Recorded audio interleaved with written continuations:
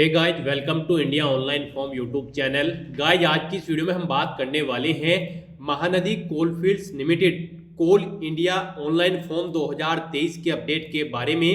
कैसे आप सभी एलिजिबल कैंडिडेट यहां पर महानदी कोलफील्ड्स लिमिटेड कोल इंडिया के जूनियर ओवरमैन, सर्वेवर और माइनिंग सीडर के 295 खाली पोस्ट को भरने के लिए अपने ऑनलाइन फॉर्म फिल कर सकते हो। इसकी पूरी डिटेल हम आपको रजिस्ट्रेशन से लेकर प्रिंट तक दिखाएंगे। बस आपको इस वीडियो को स्किप के बिना शुरू से लेकर एंड तक देखना है। उसके बाद वीडियो पसंद आए तो इसे लाइक और शेयर कर दें। चैनल पर नए हो तो इसे सब्सक्राइब कर लें। तो गाइस, बिना कोई वक्त गंवाए चलिए शुरू करते हैं। आपको इस वीडियो के डिस्क्रिप्शन बॉक्स में हमारी वेबसाइट ejobhub.in के इस पेज का लिंक मिल जाएगा। यहां पर आपको इस भर्ती के रिगार्डिंग पूरी डिटेल प्रोवाइड कराई गई है। महानदी कोलफील्ड्स लिमिटेड MCL कोल इंडिया के अंतर्गत यहां पर जूनियर ओवरमैन, माइनिंग सीडर और सर्वेवर के 295 खाली पदों को भरने के लिए भर्ती होने जा रही है। 3 जनवरी 2023 से 23 जनवरी 2023 तक आप अपने ऑनलाइन फॉर्म फिल कर सकते हो। 12वीं पास, डिग्री धारक, डिप्लोमा धारक कैंडिडेट्स अप्लाई कर सकते हैं। यहां पर जनरल, OBC, EWS कैंडिडेट को 1000 रुपये प्लस GST फीस के रूप में जमा कराने हैं। SC, ST, PWBD, ESM, female employ जो कोल इंडिया लिमिटेड के हैं उनको कोई फीस जमा नहीं करानी है।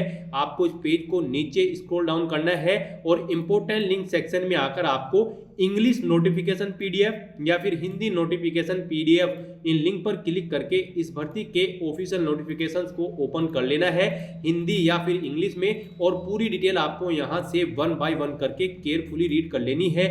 पूरी डिटेल इस भर्ती के रिगार्डिंग इन एडवर्टाइजमेंट में से रीड करने के बाद आप सिंपली इस भर्ती के लिए अपने ऑनलाइन फॉर्म फिल कर सकते हो। उसके लिए भी लिंक आपको हमारी वेबसाइट के इसी पेज पर प्रोवाइड कराया गया है। ये इस भर्ती पर अप्लाई करने के लिए अप्लाई ऑनलाइन का डायरेक्ट रिसोर्स लिंक है। जैसे ही आप इस लिंक पर क्लिक करोगे तो आपके सामने यहाँ पर MCL कोल इंडिया लिमिटेड का ये ऑफिशियल पोर्टल खुल जाएगा। यहाँ पर आकर आपको इस पेज को नीचे स्क्रॉल डाउन करना है और अगर आपने पहले से रजिस्ट्रेशन कर रखा है तो आपको ऑलरेडी रजिस्टर्ड टू लॉगिन के सामने क्लिक हियर बटन पर क्लिक करना है। फिर आपके सामने यहाँ पर कुछ इस तरह से इंटरफेस खुल जाएगा। यहाँ पर आपको अपनी यूजर ID, पासवर्ड और ये कैप्चा फिल करने के बाद लॉगिन कर लेना है और फिर अपना फॉर्म फिल करना है। और अगर आपने रजिस्ट्रेशन नहीं कर रखा है तो आपको सबसे पहले यहाँ पर अपना रजिस्ट्रेशन करना है। टू रजिस्टर इसके सामने आपको क्लिक हियर इस लिंक पर क्लिक करना है। फिर आपके सामने यहाँ पर कुछ इस तरह से इंटरफेस खुल जाएगा। अब यहाँ पर आपको सबसे पहले अपना रजिस्ट्रेशन कर लेना है। यहाँ पर सबसे पहले आपको पोस्ट का नाम सिलेक्ट कर लेना है, किस पोस्ट के लिए आप अप्लाई करना चाहते हो, जूनियर ओवरमैन, माइनिंग सीडर या फिर सर्वेवर। हम यहाँ पर आपको माइनिंग सीडर की पोस्ट के लिए अप्लाई करके दिखाएंगे। बाकी की दोनों पोस्ट के लिए भी आप सेम ऐसे ही अप्लाई कर सकते हो। तो यहाँ पर आपको अपनी पोस्ट सिलेक्ट कर लेनी है। आपकी पोस्ट के अकॉर्डिंग यहाँ पर पोस्ट कोड शो हो जाएगा। फिर यहाँ पर आपको अपना फुल नेम एंटर कर देना है जो आपकी 10th की मार्कशीट में है। जी हाँ दोस्तों, आपको अपनी 10th की मार्कशीट के अकॉर्डिंग यहाँ पर अपना नाम एंटर कर देना है। उसके बाद यहाँ पर आपको अपना 10 डिजिट का मोबाइल नंबर एंटर करना है। मोबाइल नंबर आपको एक बार फिर से एंटर करना होगा कंफर्मेशन के लिए।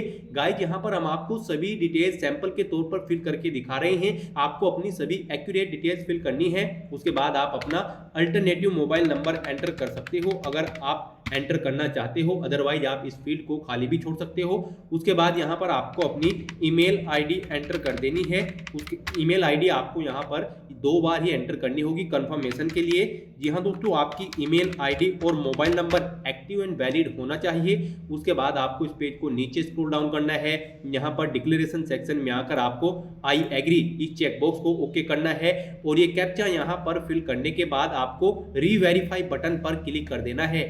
फिर आपके सामने यहाँ पर कुछ इस तरह से इंटरफेस खुल जाएगा। आपके रजिस्ट्रेशन की सभी डिटेल्स आपको यहाँ पर शो कर दी गई है।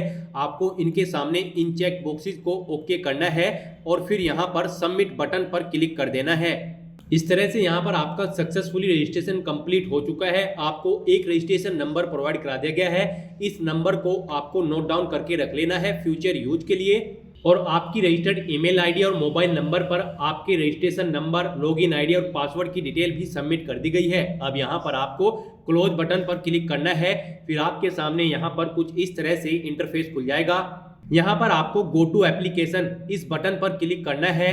नेक्स्ट आपके सामने एक नया इंटरफेस खुल जाएगा। यहाँ पर अभी प्रोसेसिंग स्टार्ट हो चुकी है। कुछ समय बाद आपके सामने यहाँ पर आपके एप्लीकेशन फॉर्म का इंटरफेस खुल जाएगा। यहाँ पर आपको इस पेज को नीचे स्क्रॉल डाउन करना है। गाइड यहाँ पर आपको अपना एलिजिबिलिटी क्राइटेरिया फिल करना है, फिर कम्युनिकेशन डिटेल, उसके बाद क्वालिफिकेशन और एक्सपीरियंस की डिटेल, उसके बाद आपको डॉक्यूमेंट अपलोड करने हैं और पेमेंट करने के बाद आपको अपना एप्लीकेशन फॉर्म सबमिट कर देना है। तो यहाँ पर आपको इस पेज को नीचे स्क्रॉल डाउन करना है।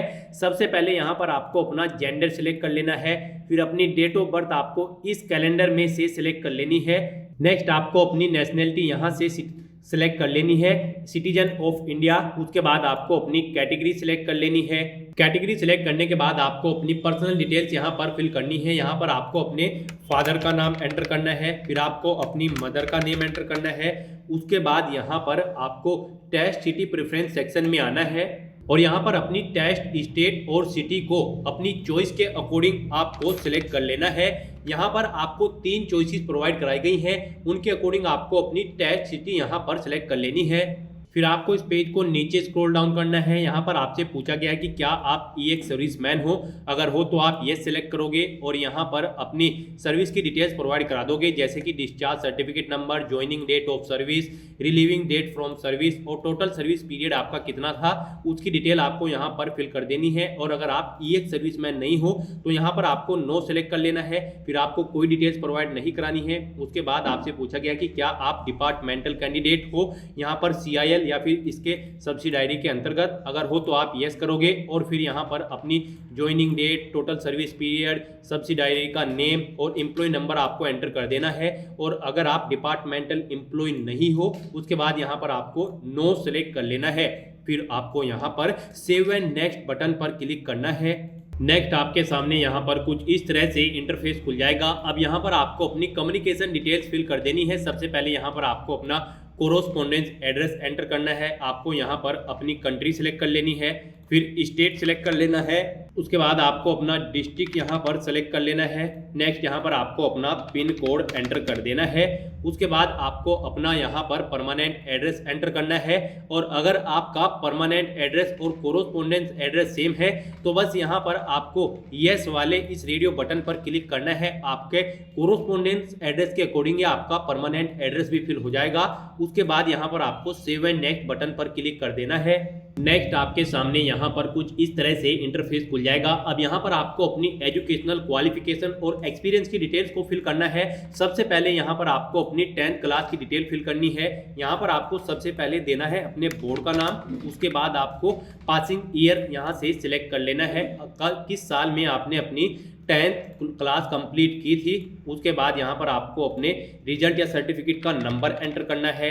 फिर आपको इशू डेट एंटर करनी है, कब आपको आपका सर्टिफिकेट इशू हुआ था। और उसके बाद यहाँ पर आपको इंस्टीट्यूट का नाम एंटर कर देना है, यानी कि अपने स्कूल या कॉलेज का नाम। फिर यहाँ पर आपको सब्जेक्ट कॉम्बिनेशन एंटर कर देना है, आपने साइंस साइड से अपनी 10th क्लास कंप्लीट की थी या फिर आर्ट साइड से। उसके बाद आपको बताना है कि आपके मार्क्स परसेंटेज में थे, ग्रेड में थे या फिर CGPA में। उसके बाद यहाँ पर आपको अगर परसेंटेज में मार्क्स आपके हैं तो यहाँ पर आपको बताना है कि कितने मार्क्स आपने ऑब्टेन किए थे और फिर टोटल मार्क्स कितने थे जिसमें से आपने मार्क्स ऑब्टेन किए थे। उसके बाद परसेंटेज आपकी यहाँ पर आपके ऑब्टेन मार्क्स और मैक्सिमम मार्क्स के अकॉर्डिंग कैलकुलेट होकर आपके सामने आ जाएगी। 10th क्लास की डिटेल को फिल करने के बाद अब यहाँ पर आपको अपनी इसेंशियल क्वालिफिकेशन की डिटेल को फिल कर देना है। पोस्ट के अकॉर्डिंग जो भी आपकी क्वालिफिकेशन रिक्वायर्ड है वो आप यहाँ से इन नोटिस में से चेक कर सकते हो और फिर उसकी डिटेल आपको यहाँ पर फिल करनी है। तो यहाँ पर आपको देना है सबसे पहले अपनी इसेंशियल क्वालिफिकेशन का नेम आपको यहाँ से सिलेक्ट कर लेना है कि आपने सीनियर सेकेंडरी स्कूल एग्जामिनेशन या फिर इंटरमीडिएट एग्जामिनेशन या फिर इसके इक्विवेलेंट एग्जामिनेशन कंप्लीट कर रखा है या फिर आपके पास डिप्लोमा है माइनिंग सिरदर का 3 साल की ड्यूरेशन का या फिर डिग्री है आपके पास माइनिंग इंजीनियरिंग में या फिर इसके इक्विवेलेंट क्वालिफिकेशन है। आपको अपने अकॉर्डिंग यहाँ से अपनी इसेंशियल क्वालिफिकेशन सिलेक्ट कर लेनी है। फिर यहाँ पर आपको उसकी डिटेल फिल करनी है, जैसे कि इंस्टीट्यूट का नेम, कौन से इंस्टीट्यूट से आपने अपनी इसेंशियल क्वालिफिकेशन पास आउट की है, पासिंग ईयर और मंथ आपको यहाँ से सिलेक्ट कर लेना है इस कैलेंडर में से। उसके बाद आपको अपना सर्टिफिकेट नंबर एंटर करना है, कब आपका सर्टिफिकेट आपको इशू हुआ था वो डेट भी आपको यहाँ से इस कैलेंडर में से सिलेक्ट कर लेनी है। फिर यहाँ पर आपको कैटेगरी सिलेक्ट कर लेनी है। जी हाँ दोस्तों, कि आपका रिजल्ट परसेंटेज में आया है, सीजीपीए में या फिर ग्रेड में, आपको अपने अकॉर्डिंग यहाँ से ऑप्शन सिलेक्ट कर लेना है। और फिर यहाँ पर कितने मार्क्स आपने ऑब्टेन किए थे, अगर आप परसेंटेज सिलेक्ट करते हो, मैक्सिमम मार्क्स कितने थे जिनमें से आपने मार्क्स ऑब्टेन किए हैं, परसेंटेज आपकी आपके मार्क्स के अकॉर्डिंग यहाँ पर कैलकुलेट होकर आ जाएगी। उसके बाद यहाँ पर आपको देनी है अपनी पोस्ट ग्रेजुएशन की डिटेल, डिग्री या फिर क्वालिफिकेशन का नाम आपको यहाँ पर एंटर करना है, पोस्ट ग्रेजुएशन। उसके बाद कौन से कॉलेज से आपने पास आउट की है या यूनिवर्सिटी से, वो यहाँ पर आपको उसका नाम एंटर करना है। फिर सब्जेक्ट एंटर करना है। फिर आपको पासिंग ईयर और मंथ यहाँ से इस कैलेंडर में से सिलेक्ट कर लेना है।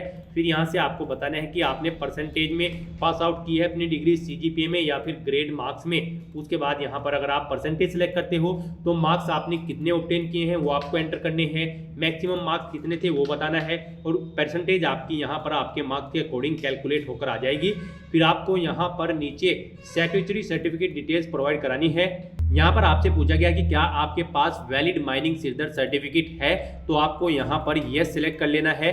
फिर यहाँ पर कब आपको वो इशू हुआ था वो डेट आपको यहाँ से सिलेक्ट कर लेनी है। फिर आपको अपने सर्टिफिकेट का नंबर यहाँ पर एंटर करना है।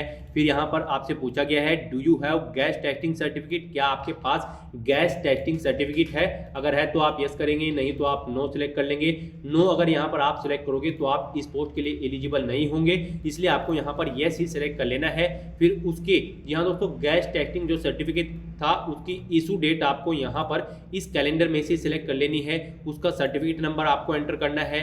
फिर आपसे पूछा गया है कि क्या आपके पास वैलिड फर्स्ट एड सर्टिफिकेट है, तो यहाँ पर आपको यस सिलेक्ट कर लेना है। फिर वो कब इशू किया गया था वो डेट आपको यहाँ पर इस कैलेंडर में से सिलेक्ट कर लेनी है। और फिर उस सर्टिफिकेट का, जी हाँ दोस्तों, फर्स्ट एज सर्टिफिकेट का नंबर आपको यहाँ पर एंटर कर देना है। नेक्स्ट यहाँ पर आपको previous work experience detail provide करानी है। सबसे पहले यहाँ पर आपसे पूछा गया है कि क्या आप करंटली वर्किंग हो गवर्नमेंट या फिर सेमी गवर्नमेंट या एटोनोमियस बॉडीज या पीएसयूज की में कहीं पर कोल इंडिया लिमिटेड या फिर इसके इक्विवेलेंट सब्सिडायरी में, अगर हो तो आप यस करोगे, नहीं तो यहाँ पर आप नो सिलेक्ट कर लोगे।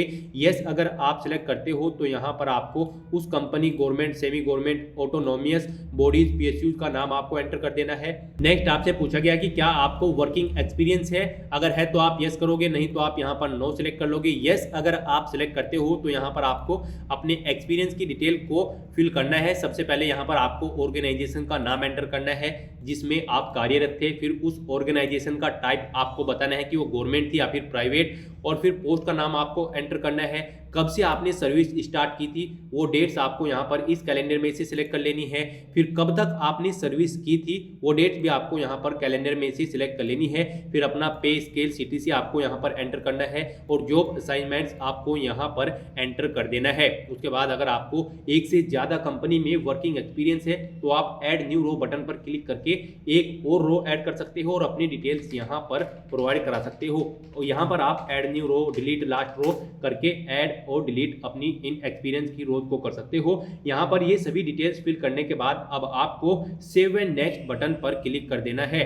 नेक्स्ट आपके सामने यहाँ पर कुछ इस तरह से इंटरफेस खुल जाएगा। अब यहाँ पर आपको अपने डॉक्यूमेंट और पेमेंट कर देना है। यहाँ पर आपको अपने डॉक्यूमेंट अपलोड करने हैं। सबसे पहले यहाँ पर आपको अपना passport size photo colour upload करना है। आपको click here to upload button पर क्लिक करना है। आपके फोटो, सिग्नेचर सभी की डिटेल्स आपको यहाँ पर प्रोवाइड करा दी जाएगी। क्या उनके लिए गाइडलाइन रखी गई है, जैसे कि यहाँ पर आपका फोटो 50 से 80 KB के बीच में होना चाहिए, जेपीजी या फिर जेपीजी फॉर्मेट में। पूरी डिटेल आपको यहाँ पर उसकी प्रोवाइड कराई गई है। डायमेंशन आपके फोटो की 3.5 सेंटीमीटर से 4.5 सेंटीमीटर होनी चाहिए। तो यहाँ पर आपको पर्टिकुलर डॉक्यूमेंट के सामने उसकी पूरी गाइडलाइन प्रोवाइड कराई गई है।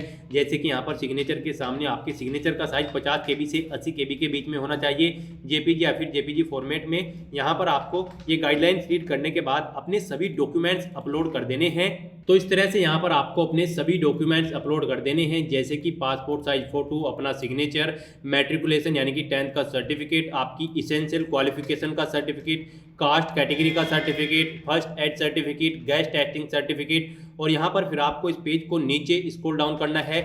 डिक्लेरेशन सेक्शन में आकर आपको इन सभी चेक बॉक्सेस को ओके कर देना है और फिर यहाँ पर आपको ये कैप्चा कोड फिल करने के बाद सबमिट बटन पर क्लिक कर देना है। नेक्स्ट आपके सामने यहाँ पर कुछ इस तरह से मैसेज तो होगा कि आपका एप्लीकेशन फॉर्म सक्सेसफुली सबमिट हो चुका है। गाइज, अगर आप रिजर्व कैटेगरी कैंडिडेट हो तो आपको कोई फीस का अमाउंट जमा नहीं कराना है, आपका एप्लीकेशन फॉर्म सक्सेसफुली सबमिट हो चुका है। और अगर आप अनरिजर्व कैटेगरी से हो तो यहाँ पर आपको अपनी एप्लीकेशन फीस का रिक्वायर्ड अमाउंट जमा कराना है ऑनलाइन मोड में। तो बस यहाँ पर अब आपको क्लोज बटन पर क्लिक करना है। नेक्स्ट आपके सामने यहाँ पर कुछ इस तरह से इंटरफेस खुल जाएगा। आपके एप्लीकेशन फॉर्म का पूरा व्यू यहाँ पर आपको शो कर दिया गया है। आपको अब यहाँ पर प्रिंट बटन पर क्लिक करके अपने एप्लीकेशन फॉर्म का एक प्रिंट आउट ले लेना है फ्यूचर यूज के लिए, फ्यूचर रेफरेंस के लिए। तो भाई ऐसे आप महानदी कोलफील्ड्स लिमिटेड कोल इंडिया के जूनियर ओरमैन, माइनिंग सीडर और सर्वेयर की पोस्ट के लिए अपने ऑनलाइन फॉर्म फिल कर सकते हो। आज की वीडियो में बस इतना ही। आई होप ये वीडियो आपको पसंद आई होगी। अगर पसंद आई हो तो इसे लाइक और शेयर करें। चैनल पर नए हो तो इसे सब्सक्राइब कर लें। Thanks for watching.